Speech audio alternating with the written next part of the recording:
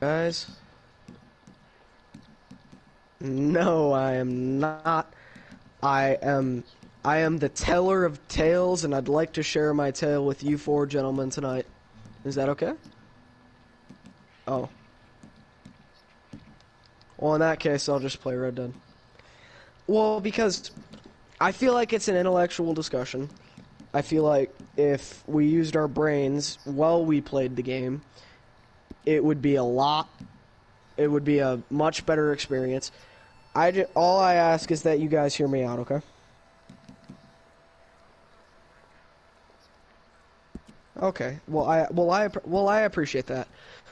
So as I said to the past two groups that I've joined, and before I even begin, I had a 45-minute discussion slash debate with seven other people about the legitimacy and the facts of the story. They were pulling up their own evidence, things like that, right? So, so this isn't any like unintellectual conversation or debate, all right? I just wanna get that out of the way. And also, before I start, I'd like to disclaim that everything that I say in this story will in some way be related to the overall message or theme that I'm trying to portray, okay? Okay. So, so a little earlier, maybe an hour ago, I was walking down the stairs, and I have this little arcade cabinet here, right? It's got I don't know how many games. I think it's like 60, maybe, yeah, 60. And I was like, yo, so do you guys know what Dig Dug is? So, for anyone in here who may not know, Dig Dug is an arcade game. It was released in 1980 by, I think it was Capcom. And we have Dig Dug on this arcade machine. And I sit down in my chair. I'm like, I kind of want to play some Dig Dug right now. So, I sit down, I'm playing for maybe like 10, 15 minutes, right? And then I was getting kind of bored of it, right? So then I was like, okay, I want to go to Dig Dug 2, the 1985 release, obviously. So I scroll over to the 8th page on the 3rd row of games, and Dig Dug 2's there. So I start playing Dig Dug 2, and that's what I'm doing right now. I'm playing Dig Dug 2. And as I'm playing, I get to round 4, and I die. And I look, and I just then noticed this. So there's these advertisements on the side of the arcade machine, right? So on the top left and the bottom right of the arcade machine, there's advertisements for Galaga. They have like the spaceship, stuff like that, right? Anything you'd expect to see from a 1980, 1981 Galaga advertisement on an arcade machine. And then on the top right and the bottom left, there are advertisements for Ms. Pac-Man. And do you guys know what the 2D model for Ms. Pac-Man looks like? She looks just like Pac-Man, but with like red lipstick and a bow on her head, like a pink bow, right? But the rendition of her on this advertisement, it's extremely sexualized. She has like legs, high heels, lipstick, like rose red cheeks, stuff like that. And I'm sitting here thinking to myself, like, who did this?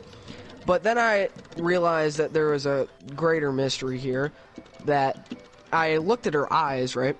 And she's looking down at something, and you know what she's looking down at? Pinky the Ghost, who is canonically a male. I'll explain why that's important later, why he's a male later. He's locking eyes with her in a extremely intense stare. And I was thinking to myself, are there history or some kind of friction between these two right now that I need to know about? So I looked into it, and so do you guys know who Junior Pac-Man is? Yeah. So, for anyone who may not know, Junior Pac-Man is officially the biological son of Pac-Man, the official 1980 release. So, Pac-Man releases in 1980, Ms. Pac-Man releases in 1981, a full year later, and then Junior Pac-Man releases in 1983, a full 3 years after the original Pac-Man releases. So obviously that would make Junior Pac-Man only 2 years old, right? So what I don't understand is why in the Junior Pac-Man game, and again, this will be important to the overlying theme. I don't hear anyone. Did I get muted? Yeah, I can hear you. Oh, I apologize. So I don't understand why Junior Pac-Man, when he's only 2 years old, is able to move at such high speeds, right? I mean, he's able to eat the ghosts just the same as his mother and father. He's able to do everything he can that a full-grown Pac-Man would do, but at the age of only 2 years old. And that got me thinking, there's no way that Junior Pac-Man is only 2 years old. And then that brought me back to the eye contact between Ms. Pac-Man and Pinky, and I was like, what if Ms. Pac-Man was impregnated by Pinky before the release of Junior Pac-Man and normal Pac-Man in 1980? Go ahead. Go ahead. Yes. Okay, then. So, and no, it's not. I promise you, it's not. But, so obviously, so my theory, my working theory, is that Junior Pac-Man is a full 6 years old. That's why he's able to outrun all of the much older ghosts in the game, right? Which would make sense because the ghosts are dead, right? I mean, they must be much older than, like, 40s, 50s. They're probably maybe even in their hundreds because they're dead. They're ghosts, right? So,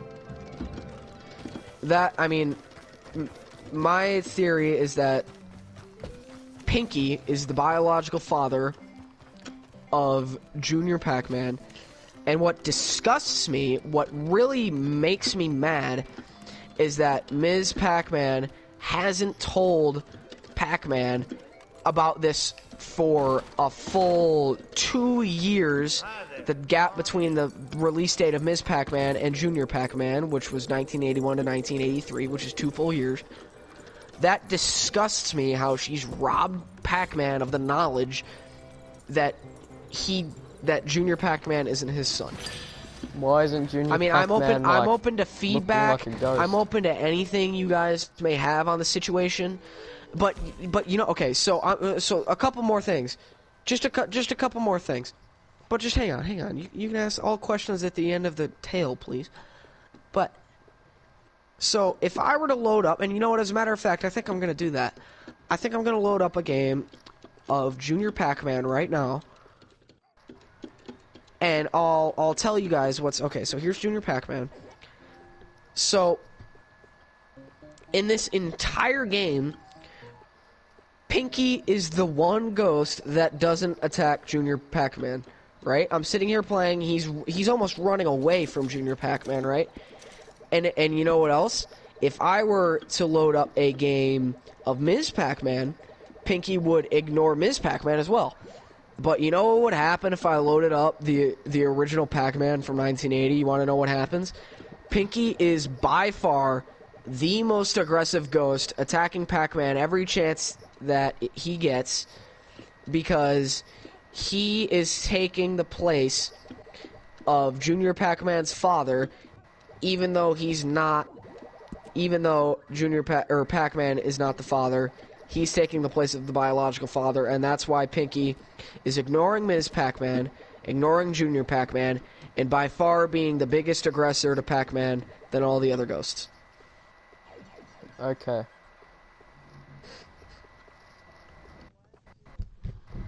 Because I noticed the Ms. Pac-Man, the extremely sexualized Ms. Pac-Man on the side of the arcade cabinet.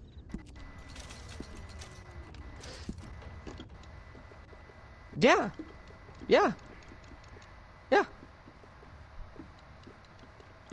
Well, you know what? I appreciate that you sat here and listened to me. I appreciate the time that you've given me. I really do. A lot of other people have kicked me. A lot of people me. One group had a discussion with me, a full-on debate. And that was probably the best 45 minutes of my life, but I'll be leaving. I do appreciate it. Are there any last-minute questions you have on the topic that you want to ask me before I leave? Well, you won't believe this, but a lady came in with a poodle the other day.